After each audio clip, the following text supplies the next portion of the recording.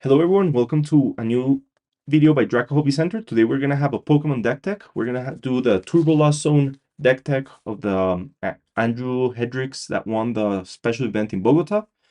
It's an amazing deck. We've been testing it out a lot and looking at Andrew's game so that we can explain it to you as best as we can. And of course, if you have any comment about it, comment it down below. We can talk about it and discuss any doubts that we have after seeing this deck tech.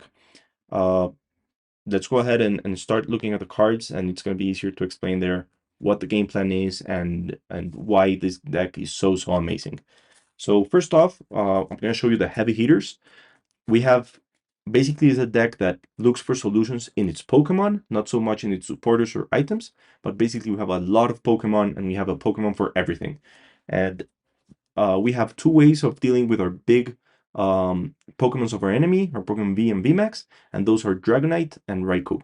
And basically, Dragonite's ability says that normally we do Dragon's Gale, which is this attack does 20 damage to each of our benched Pokemon. That's normally not much of an issue unless we're in a mirror match where we really don't want to bring out Dragonite V, we don't need him. And he does 250 damage. So that's basically enough to KO any Pokemon V of our enemy. So if we're playing that type of match where he's playing a bunch of Pokemon V, Dragonite is a great tool to bring out of our deck and KO our opponent's Pokemon with him. And I'll show you how we charge him up really easily in one turn, so we shouldn't be worried about his 3 energy cost. This is a deck that can bring the 3 energies in a single turn and attack with him.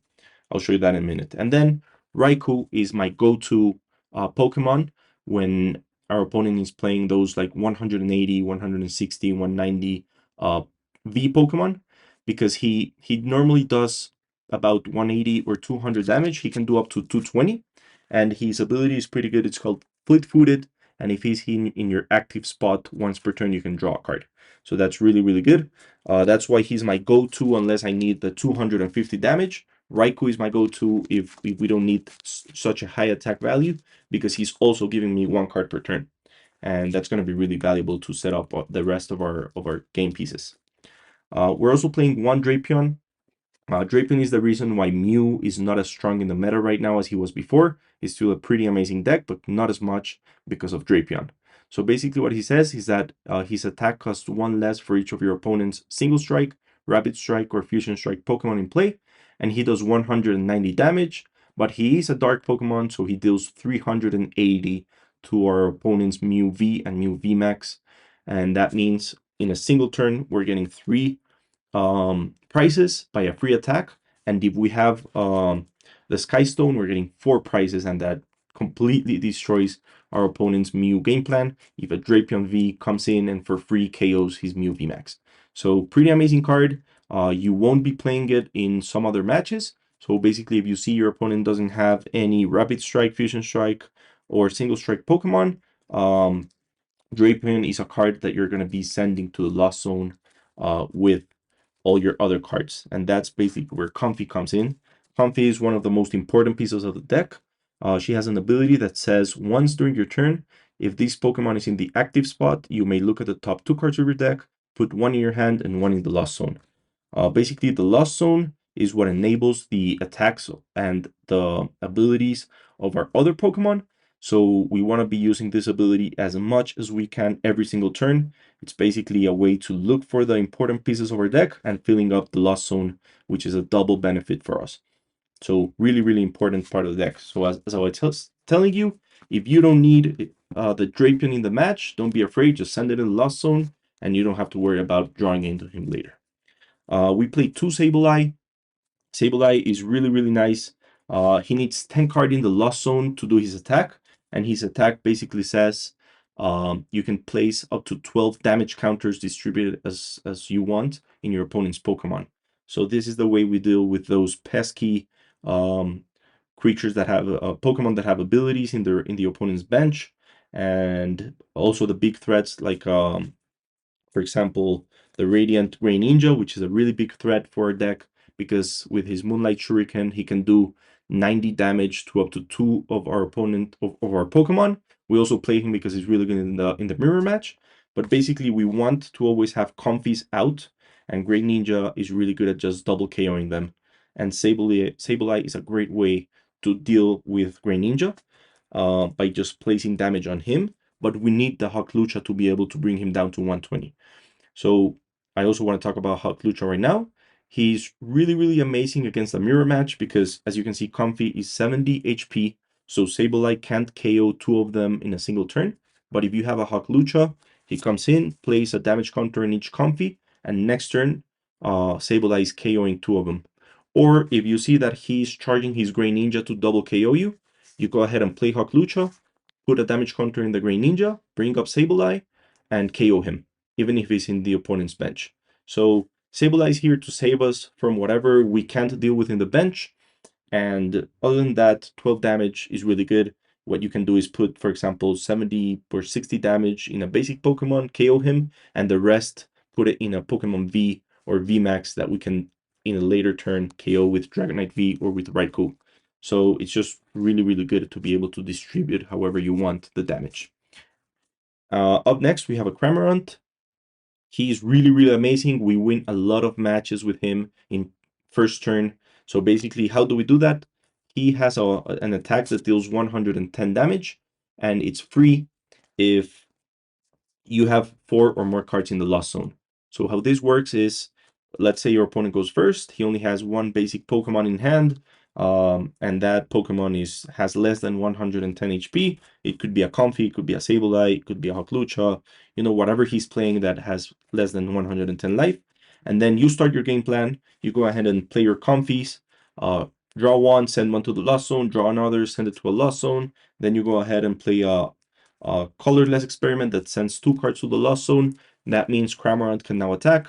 You switch card him or you escape rope him, bring him up, and KO your opponent's basic Pokemon. So that's really, really amazing. I've won a lot of matches that way. If not, he's a basic Pokemon that only gives 1 prize to the opponent, and he's ping for 110. So basically, you want to kill a VMAX next turn, easy. You bring up Cramorant, hit him from 110. Next turn, play your Dragonite, charge him up, and KO him. And nobody's expecting that. That's really important. You don't want to be playing your Pokemon V into your bench unless you're going to be attacking with them, because that way they can KO them or they can prepare for the attacks. And this is the deck that can draw a lot, that can easily search for them, so it's not necessary for you to just go ahead and, oh, I'm playing against Mew, so turn 1, even if I'm not attacking with him, I'm going to play a Drapion. Because next turn, he's just going to Boss's Horde him, bring him up, KO him, or he's just going to play a Path to the Pick so that you can't use his ability. This is something you want to keep secret, keep them in your hand. Don't give your opponent the benefit of KOing a double price card, which, as you can see, we're not playing that many. So we also have a Manaphy who's just protecting our bench. So really great against mirror matches where a Radiant Greninja can't hit you, Sableye can't KO your Comfies in the back. So that's why we bring him over. But as you can see, these are our only Pokemon V. This is the only way your opponent gets 2 prizes. Don't drop it early when you're not actually going to attack them. That being said, these are all the Pokemon we play. I told you this is a really heavy Pokemon-based deck, and we're looking for solutions in our Pokemon, not as much in our items. And that's really important. So there you have it. And now you know how to use each of them and how they're important. If you're playing against a Turbo, now you know what their game plan is as well, so that you can prepare against it. Now, how can we use Compy's ability multiple times every single turn? And that's why we're playing these 10 cards. Basically, we have 4 switch cards, 4 escape ropes, and 2 beach Chord. What we want to do here is we retreat a Comfy for free with beach Chord, bring up another one. So basically draw, then use a switch card, bring another one, draw again, and we've sent 3 cards to the lost zone per turn. And this is a great way to just find things you need in your deck, keep drawing, keep filling up your lost zone, and that's why we play so much of these cards. This also makes us kind of immune to those decks that don't let you retreat. They're not that popular, but there's a couple of Snorlax and decks out there that they just want to have you stuck without retreating your Pokemon. And this having 8 cards that let you switch up, it really, really hurts their game plan. Up next, we have, again, Beach Chord is also really important to use against Path to the Peak. So basically, if they're using Path to the Peak to stop your Drapion from KOing their Mew VMAX, or any other deck that's using Path to the Peak to disable your abilities, Beach Chord is a great way to just stop that. So you search it in your deck, play it, get rid of their stadium, and you can also really use this a lot because, as you can see, almost all of our Pokemon have one retreat cost, which means if we have a Beach Chord out, we can easily swap between our Pokemon. Up next, we have two energy recyclers. This is really, really important because up next we have the most important card of this deck, and it's our Mirage Gate. This is the way we charge up our Pokemon and attack when our opponent is not expecting it. And what it does is, if you have 7 or more cards in your Lost Zone, you can search your deck for up to 2 basic energy cards of different types and attach them to your Pokemon. So what we do with Rayco is just we go ahead and search for a lightning and whatever other energy we want, can be water, can be psychic, and we can attack with him. And Dragonite, same thing. We search a water and an electric and then attach a water from our hand, and we can attack the same turn we play these guys. So focus your first turns on playing your small basic Pokemon, filling up your Lost Zone, drawing a lot of cards, and then we play our Vs, switch them in with this, or just switch them out by retreating our other guys, charge them up with Mirage Gate, and you're starting to KO every single turn. And so this is why this card is so amazing, so important. It's really important to note that this card brings the energies from our deck, not from our discard pile, not from our hand. It has to be from our deck. So that's why we play the energy recycle, because if they KO us or if we have to discard our energies or whatever happens like that, we need to find a way to send them back into the deck to activate Mirage Gate again. So pretty amazing. We play 2 of them. They're really important. Up next, how do we set up? So we play 3 Nest Balls. As you can see, every single Pokemon in our deck is a basic Pokemon, so Nest Ball is great. It brings any Pokemon we need. And then we play 4 Battle VIP Pass, which is a great card in this deck because it looks for 2 over Comfeys on our first turn, or yeah, basically Comfey or Sableye or the Cramorant, as I was telling you. You can just go ahead and you start with a Comfey, Battle Pass, bring another Comfey, bring a Cram, play your supporter, use these 2 abilities, and you win. So this is pretty amazing, and this is also pretty good that we can send it to the Lost Zone. It's a no-brainer when we're farther into the game and we start seeing this in our Comfies or in our colorless. We know this goes immediately to the Lost Zone because we can't use it. So pretty amazing card. We play 1 heavy ball, and this is really, really important. Basically, you see we only have 2 heavy hitters. These are the guys that are normally going to be KOing our opponent's Pokemon. And if we don't see them, if they both go to the prices, we might be in trouble. So basically what the heavy ball does is that it saves us from that. And also you are probably gonna send a Comfey to your prices. So it's pretty good to just play this, and if these are in your deck, just bring out a Comfey and it's another Nest Ball or whatever, and this goes to the prices and you don't need it for a while. So it's really good. I play 1 of them and it's pretty amazing. Now Lost Vacuum. This card is important and it's not easy to play. You have to think a lot when you're going to use Lost Vacuum because it has a lot of uses. You can use the Lost Vacuum to get rid of items that, for example, lower the damage of your Pokemon. You know, we're pretty tight there on the 200 spot to KO most of our opponent's V. So it's important that we have the Lost Vacuum to get rid of those items. It's also important to get rid of our opponent's path to the peak if they're disabling our game plan. And it's also really important to fill up our own Lost Zone. So sometimes what you're going to do is you play your Beach Zone, you use Compassability, you retreat him, you bring up another one, you'd use it again, and then you use the Lost Vacuum to send your own Beach Court and whatever other card to the Lost Zone, and suddenly you can use Cram Attack. So think about sending your opponent's card to the Lost Zone, but also have in mind that it's important to send your own cards to the Lost Zone. Up next, we're playing 2 stones. We played the Sky Seal Stone. I was telling you about how really it's important to have it and look for it when we're going to go ahead and KO our opponent's VMAX. It could be a Regieleki VMAX, a Mew VMAX. A really amazing card to have 1. If you know your opponent is not playing any VMAX or V-Star Pokemon, you can go ahead and send it to the Lost Zone if you see it. If not, if you're playing a Lugia that has a V-Star or whatever, you can really use this card to win the game. Basically, it's a really good closer. And then we have the Forest Sealstone, which is also pretty amazing. Basically, you can use it to search up for any card in your deck. You're normally using it to go for a Mirage Gate, to charge up your Pokemon to deal a killing blow or something like that, but it's just amazing because we're not playing any V-Star Pokemon to have these V-Star ability that lets us look for any card in the deck. So pretty amazing, both of the stones. Now we're playing two Pokegears because this deck is really, really dependent on having their supporters when they actually need them. Uh, the most important supporter is Colorless Experiment. What this does is that you look at the top 5 cards of your deck, take 3 of them into your hand, and send 2 to the Lost Zone.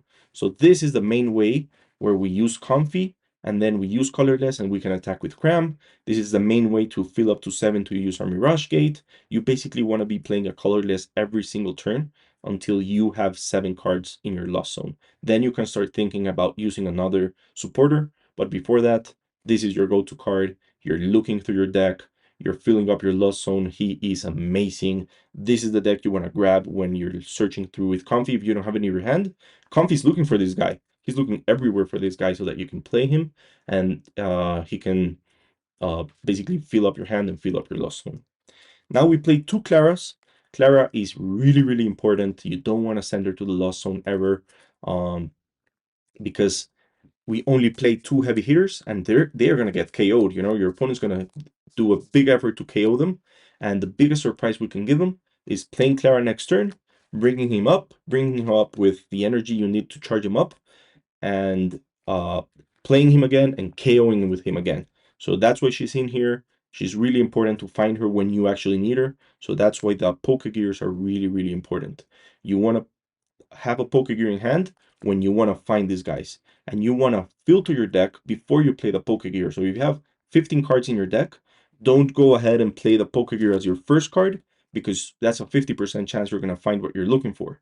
What you want to do is do Compassability twice, get rid of 4 cards. Now you only have 10 cards in deck. You play this and you have a really good chance of finding the supporters you actually need. So Pokegear is an amazing card, and these supporters are amazing. So if you really need them, really have in mind how you're going to play them and when you need to have them in your hand. And finally, one boss's order. Basically, if your Pokemon is charging a Gray Ninja in the back for a double KO, if he's charging in the back whatever card that's going to give you trouble in the future, go ahead and look for boss's order, bring him up, and KO that Pokemon.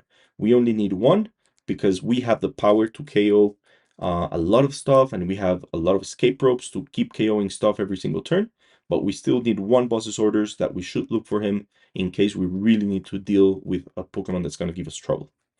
And now I wouldn't normally talk about what energies we use. I would just tell you, just chug in these energies into the deck and you're good. But I really need to talk to you about why we need these energies. So basically, we are really tight on our energy count. We need the psychic energies to be able to use our Lost Mine ability. These are vital. You can sometimes send psychic energies to the Lost Zone. You can never, you never really want to send energy, the thunder energy to your Lost Zone, because we only have 2.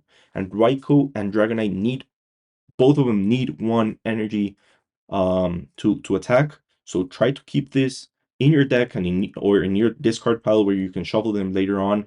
But really have in mind what energies are in your Lost Zone, what energies are in your discard pile, and which energies are in your hand, because you don't really want to play a Mirage Gate to search your deck and not finding the energy you actually need that turn to win the game. And it happens. Believe me, this is not an easy deck to play.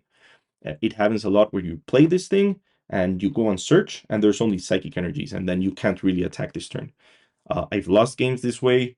It's important to have a really good knowledge of where your energies are. Remember, you can search your discard pile at any moment in your turn. You can also search the Lost Zone. So make good decisions when you're about to use your energies for anything, for retreating, for sending things to the Lost Zone, for attacking. Just know where they are, because you can lose games because of your energies. So there you go. You have it. Thank you very much for watching. Remember, this is an amazing deck. Build it in live. Build it to play in your locals, and really learn how to play it, because you're going to win a lot of matches. It's amazing and it's really fun to play.